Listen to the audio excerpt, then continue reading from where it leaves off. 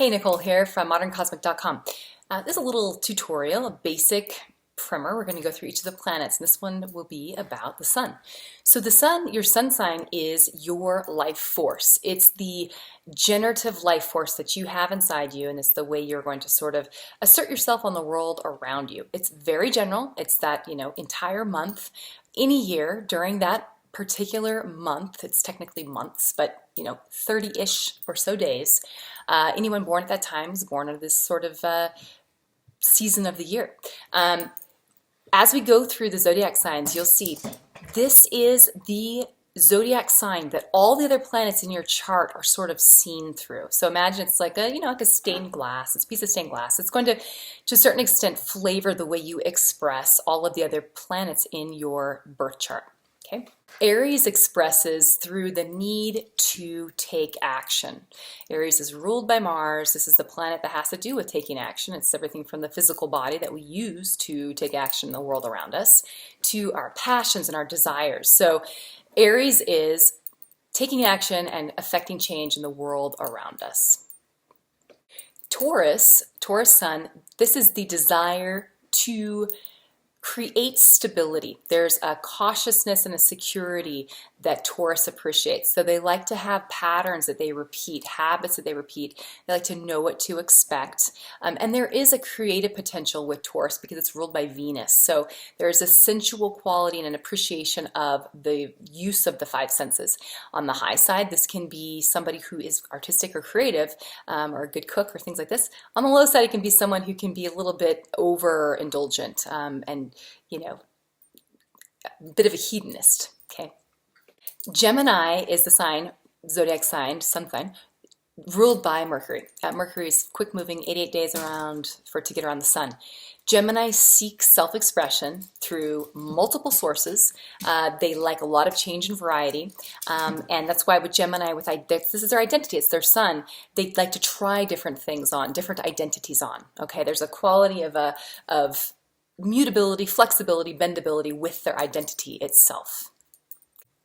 Geminis need to have intellectual stimulation. That's where they like to express their version of their identity, and they'll do it through communication and mental stimulation, mental sharing with other people. Cancer, ruled by the moon. This is a very feminine, planet. It's a planet in flux, and it rules the home as well.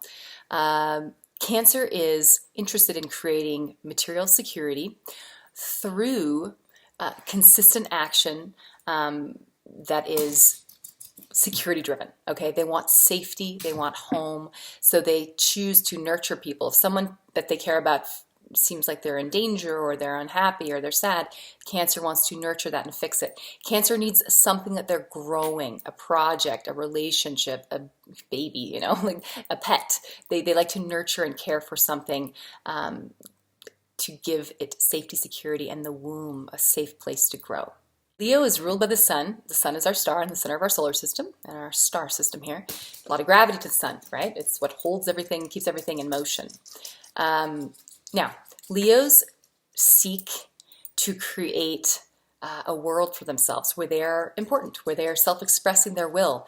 And this can be why they can be a little posse. They have something in mind that they want to do with their life. They need to be seen, they need to be heard, they need to be making an actual impact on the world around them in their own unique way, and they want to be sure that other people know about it, because it's the sun. You can't hide it, and it's not from a place of necessarily anything malefic. It's just meant to be, here I am, see me. It's what they're here to do. Virgo, ruled by Mercury, very interesting sun sign. This sun sign expresses through the need to create order in the world around them. They need to define and to name things. That's the Mercury part of this earth sign. And Virgo also has a need to feel, they need to feel needed. They need to have a job to do, a duty to perform. Otherwise, they tend to feel, it just doesn't feel natural to them. In a relationship, they would choose to take action to help someone rather than to be helped. That's not as comfortable for them to be in that place.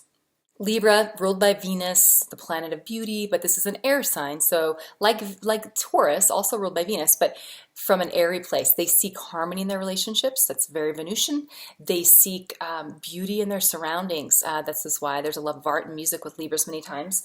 They are a neutral gender, even though they're technically a masculine sign. I think of them as quite gender neutral, as both masculine and feminine, androgyny. And with this particular sign, they're very interested in relationships, relating, and whether that's between people, ideas, aesthetics, color, form, shape, these things. That's why Libras tend to have a good sense of style or good taste in music or these types of things, because they can sense when things are not harmonious, when they're in a place of disharmony, and so they're good at moving things to a place of harmony. Scorpio is ruled by Pluto, which is quite intense. This is, the god of the underworld. Scorpio has a desire to transform. They have a desire to transform both themselves and the world around them through intense connections to other people and through the use of power and manipulation. They get to learn about these things. Scorpios have an incredible gift when it comes to understanding other people's psychology and the motives behind why people do the things they do. So Scorpios many times get to learn about their personal power as a Scorpio sun. Sagittarius is ruled by Jupiter, very expansive sun sign. They are seeking experiences. They want to have a story to tell at the end of the day, so to speak. So they dive into new experiences. They're risk-taking gamblers because they're all about personally growing, personally stretching out one's boundaries, trying things again that are new to them so that they can have this renewed, revitalized, fresh sort of take on life. And they have a childlike wisdom to them. Sagittarius is very open and generous, and they've got a naivete to them as well. And they have to be that way because they're here to grow and expand. So this optimism and this naivete is what helps aid them in this process of trying new things and hoping for the best and forgetting when the bad things have happened in the past, okay? Capricorn, ruled by Saturn, this father of time in my mind. They're all about creating structure and looking to the past, looking at the mistakes of the past even, right? History, and then knowing history repeats itself. I'm going to not do the things that caused issues, and I'm going to do the things that led to success. So they're a little bit focused on procedure, and they're focused on doing things in a way that's conservative. They like to sort of keep the status quo going. And that's why we think of them as the zodiac sign that when we think of business, we think of a Capricorn, because it's about planning your work and then working your plan.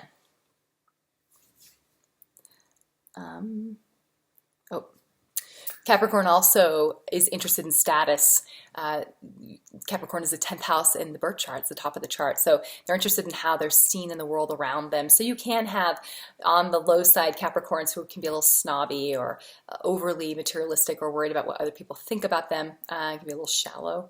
That's shadow side. But it's an interest in status, social status.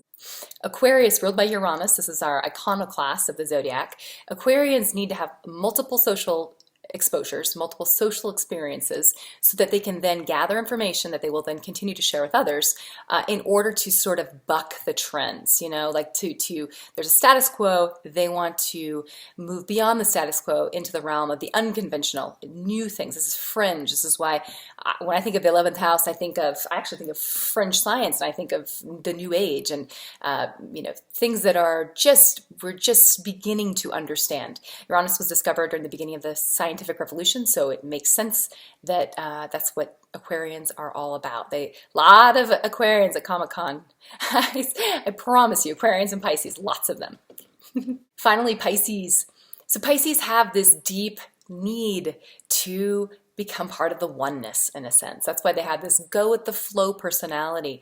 They're compassionate and they're open to other people's soul expressions. They let people be themselves, and they have this ability to flow and to sort of change themselves to fit into these different roles and characters, to try out these different roles and characters.